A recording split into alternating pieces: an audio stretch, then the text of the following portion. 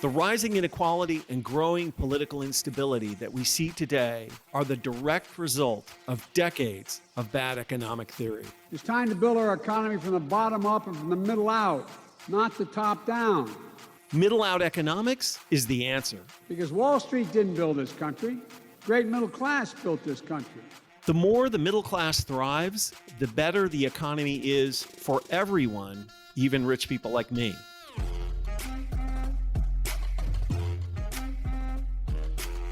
This is Pitchfork Economics with Nick Hanauer, a podcast about how to build the economy from the middle out. Welcome to the show.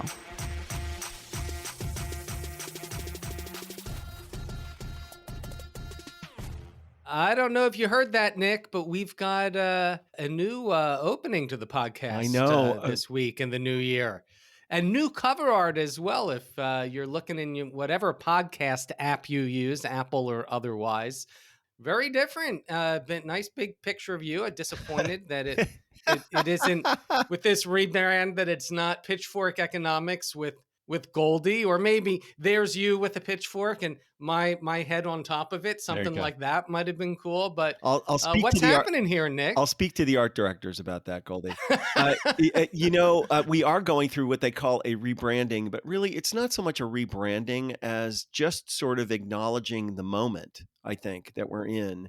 We have been at this for a few years. And when we got started, the ideas that we were discussing and the positions that we were taking on economics were much more outside of the mainstream.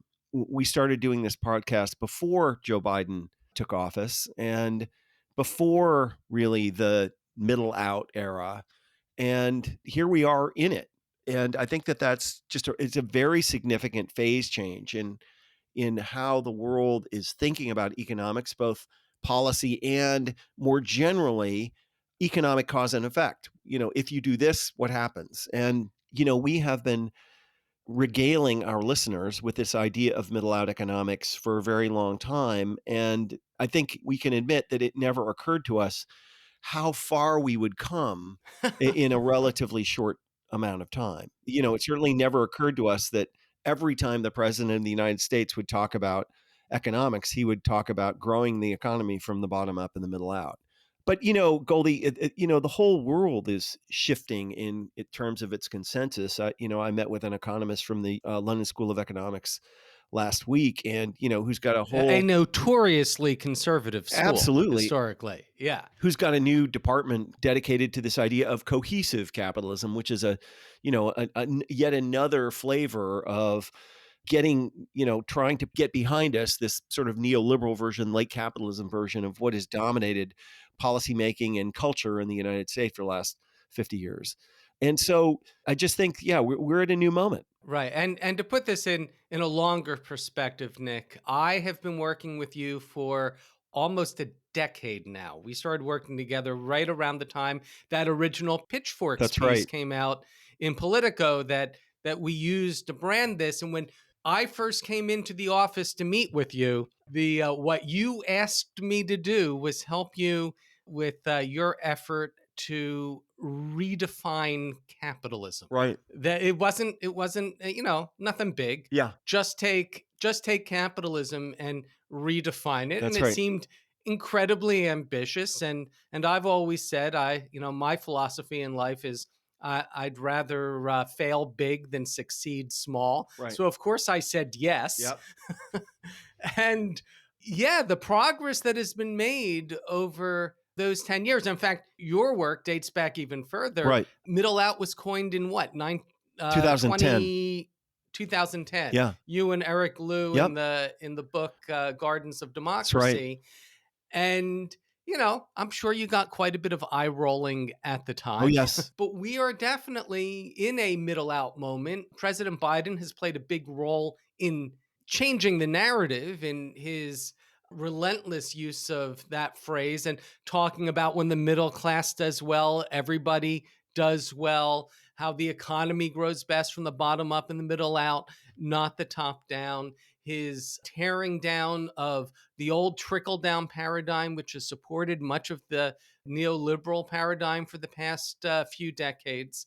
And we also see, and you've seen this with some of the conversations we've had on our podcast recently, that mainstream economists are beginning to shift on this. That a Absolutely. lot of the old neoclassical orthodoxy, eventually it just has run into a wall of empirical evidence, most specifically, and we've talked about this a lot over the years on the minimum wage. You go back to that whole idea that when you raise the price of something, people buy less of it, and that applies to employment as much as it does to widget. So if you raise the minimum wage, you're just going to hurt the people you're trying to Right. help. And what we have seen again and again in study after study is that not only does raising the minimum wage not kill jobs, and this is a core part of orthodox economic theory, it has to work that way because it's an equilibrium system. We have studies now showing that large minimum wage increases actually increase jobs. And Absolutely. the larger the increase in jobs. And that just, at some point, if you're an economist and the theory you're taught, and more importantly, the theory you're teaching, runs into objective reality, even an economist is, some economists are willing to question themselves about, well, maybe this theory isn't all that accurate. That's right. And I think it's probably worth clarifying for folks what the distinction is between middle-out economics, what we think of as middle-out economics, and Hmm. Bidenomics. So middle-out economics to us is a way of understanding economic cause and effect. It's a way of understanding what prosperity is and where it comes from and how you get more of it. And Bidenomics is a policy agenda that reflects that modern understanding of economic cause and effect.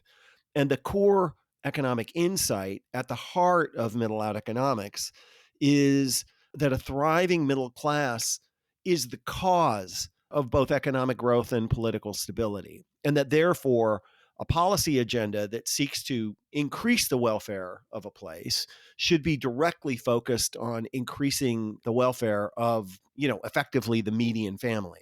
That's the way that we should think about and manage economic policy. And if you do that, you can be quite sure that you will have faster economic progress and a high functioning democracy. And if you don't do that, Right.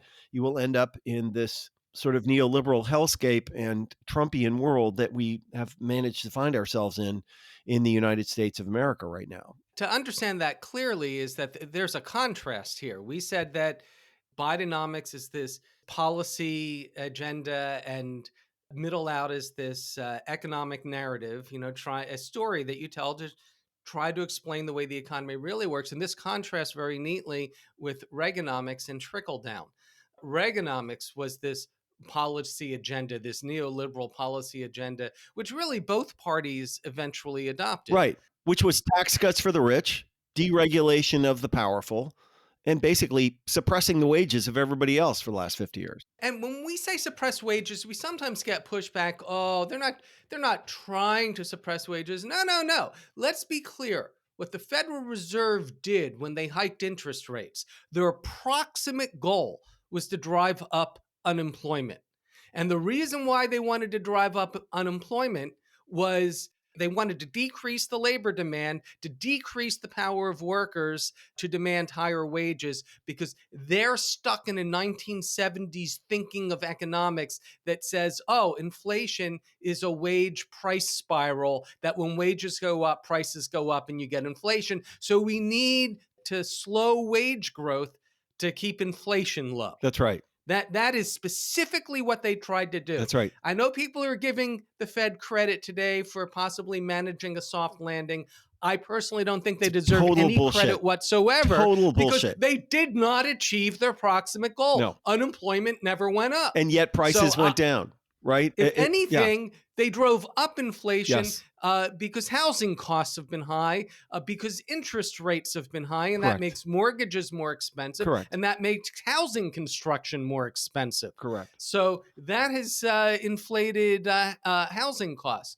But let's be clear, this is a very different, we talk about cause and effect. What trickle down says, very both implicitly and explicitly, is that It is the investment of the wealthy, people like you, Nick, Mhm. that is the primary cause of growth, and that the middle class is a consequence. That when we have economic growth, when we get economic growth because people like you invest your money, because you're really smarter than everybody Yeah, else, you invest your money, we get economic growth, and that creates jobs because you are a job creator, Nick. correct. It creates jobs. And that drives up wages and everybody benefits. So that the middle class is a consequence of the investment of wealthy job creators, of capital. And middle out says the opposite. No, no, no.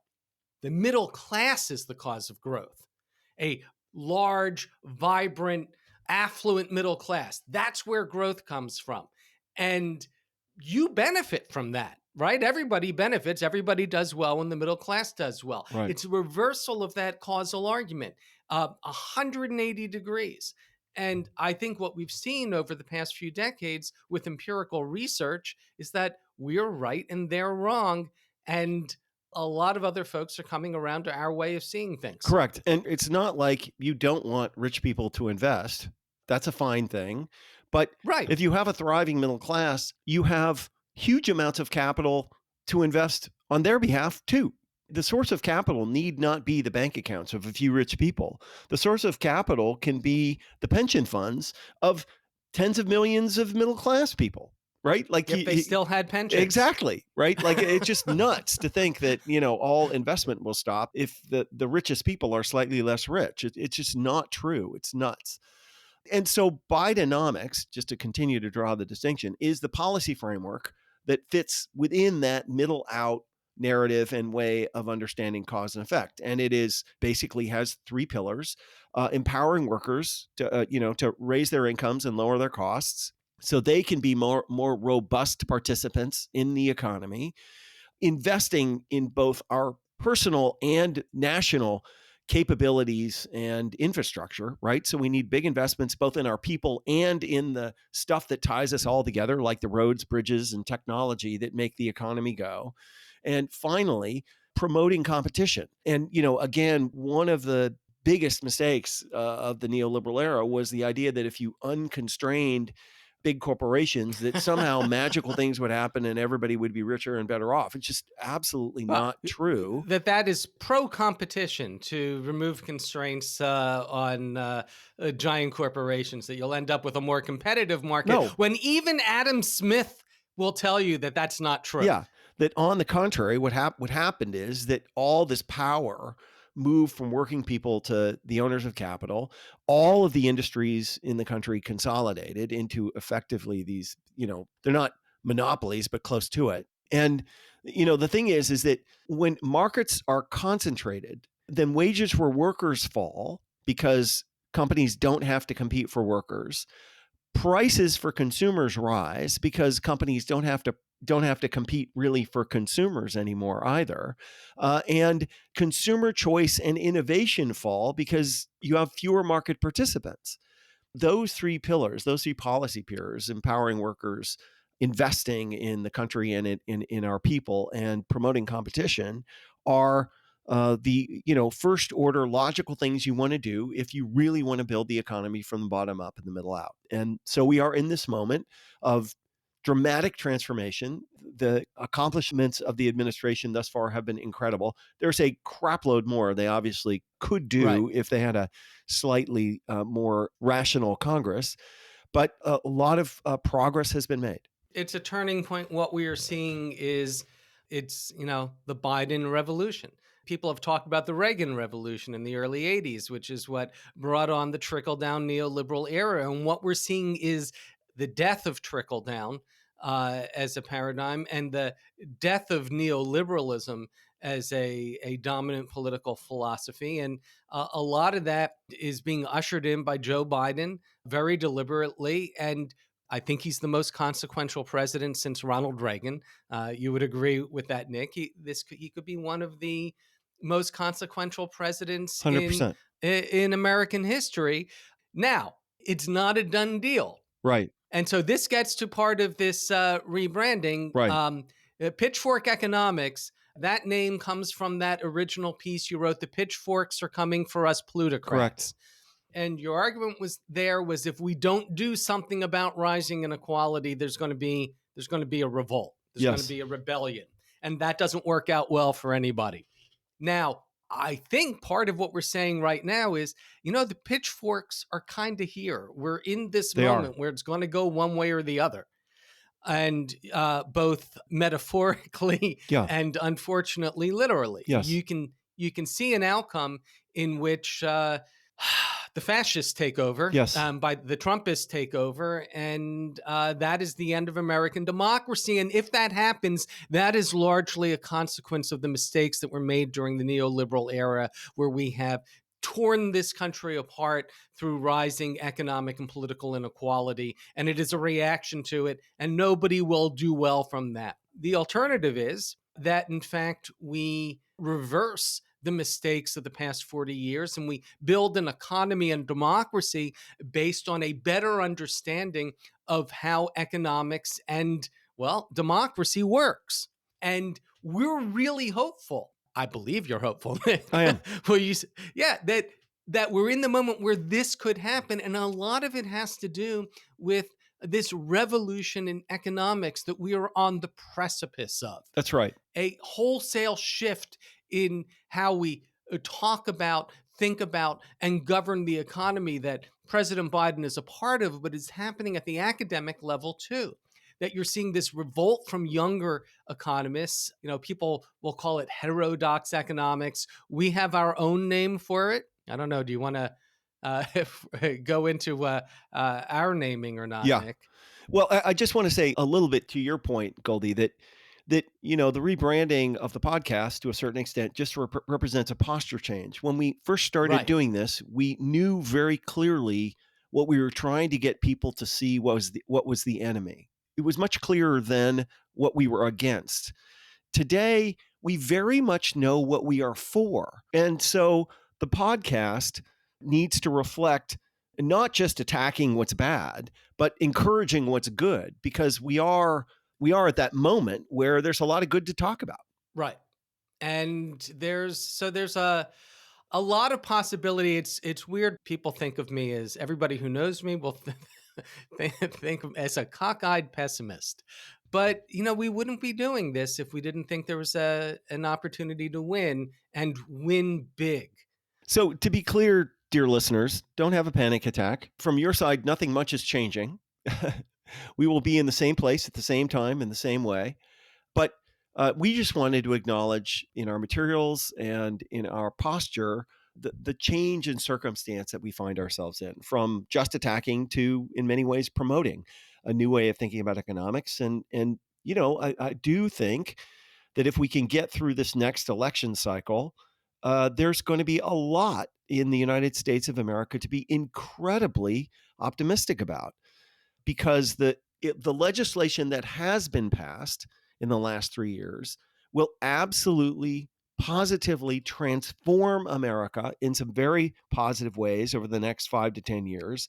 And if we could get another round of that passed in the next 4 or 5 years, the country will be immeasurably better off in the future. I think that we may be in for the best years of our lives if we can get this right. Or if we don't. Yeah, it will be really, really terrible. Well, it'll, you know what, Nick, we should revisit this episode a year from now. That's right. Around the time of the next presidential inauguration. That's right. We'll see if we still have a democracy. If it's the best of times or the worst of times. Right. But in the meanwhile, as a listener, you don't need to do anything differently. We're still going to give you a new podcast every Tuesday. You'll find it in the same place. If you want to thank us, or thank Nick, because this is a Nick-funded production with no advertising. We never throw ads at you, right? You're not hawking mattresses or food plans or stuff like that. All we ask from you is leave us a positive review, auto download us, recommend us to your friends, word of mouth. This is all about achieving positive change in the world. And, if it wasn't for our listeners, it would just be you and I talking, Nick, and we do that a lot on our own anyway. So why bother with the podcast? Exactly.